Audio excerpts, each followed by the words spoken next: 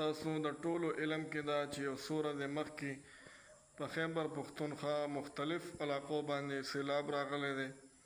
دغه شانتې باجوړ، سوات، شانګله، بونیر او اوس چې کوم دی په نږدې وخت کې په صوابۍ کې یقینا په دې کې د صوبایي چې څومره تنظیمونه دي که مذهبي دي او یا که سیاسي دي، ټولو چې کوم دی خپل هلې ځلې وکړې، په دې کې خدمات چې کوم دی حاصل کړه.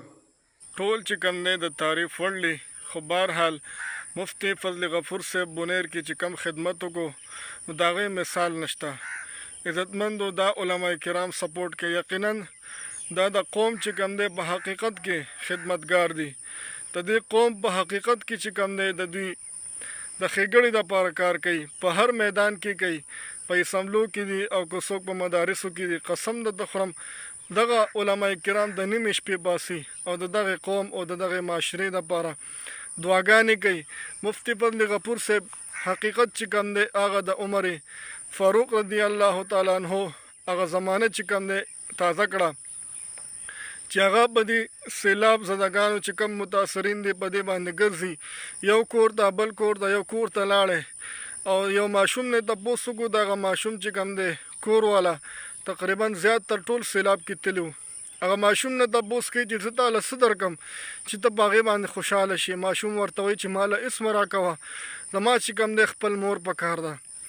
نو عزتمندو هغه چې دا خبره واورېده نو هغه ایسته په ژړا شو. دا په زړه کې یو درد دی، دا په زړه کې چې کوم دی هغه درد دی چې عزتمندو علما کرام چې کوم دی سپورټ کې. عزتمندو ډېر خلک چې کوم دی دا وایي چې علما کرامو څه وکړو، دوی په سیاست سره څه کار دی، د دوی په سیاست باندې څه کار دی. خو بهرحال زه هغه خلکو ته وایم چې دې عالم ته وګوره، دا په حقیقت کې چې کوم دی د هغه پیغمبرانو د هغه صحابه کرامو چې کوم دی وارث دی، د هغوی میشن چې کوم دی اختیاروي. بهرحال عمر فاروق رضی الله تعالی عنه چې یو پیره په لاره کې روان دی، د نیمه شپه ده، د لور هغه لور چې کوم دی لګیا د مور ته وایي مورې ته چې کوم دی په دې پیو کې اوبه اچې او امیر المؤمنین حکم کړی دی چې تاسو به په پیو کې چې کوم دی اوبه نه اچوئ. نو مور ورته وایي چې ای لورې امیر المؤمنین به اوس چرته وي، خو به چې کوم دی په کور کې ودی، دا خو نیمه شپه ده.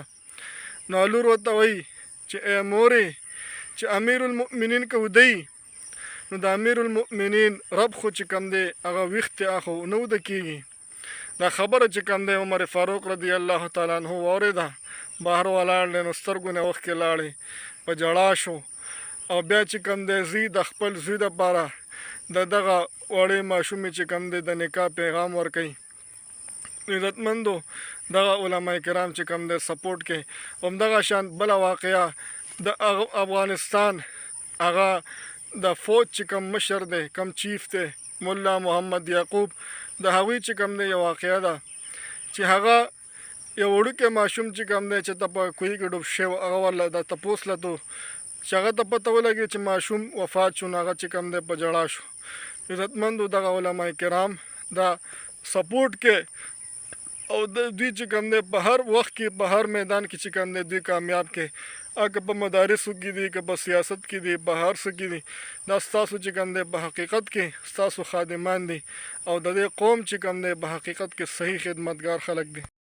او په آخر کې دا پیغام ورکوم ټولو مسلمانانو ته چې مونږ ټول ګناهګار یو، مونږ په خپلو ګناهونو باندې پښیمانه شو، الله ته وژاړو او الله تعالی نه چې کوم دی دعا وکړو چې الله داسې عذابونه او داسې چې کوم دی تکلیفونه په مونږ باندې بیا مه راوله.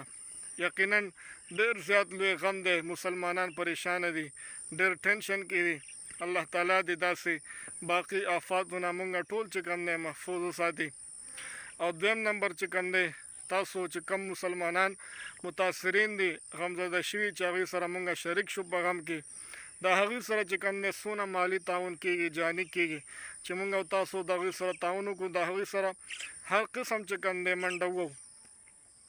او دریم نمبر چې کوم دی چې کم خلکو دغه سیلاب کې څه رانیولي دي، مثلا که هر څه دي، نو دا چې کوم دی مال غنیمت نه دی، بلکې دا د دې مسلمانانو چې کوم دی حق دی نو دا سامانان چې کوم دی دا ارسي دا ورته واپس کې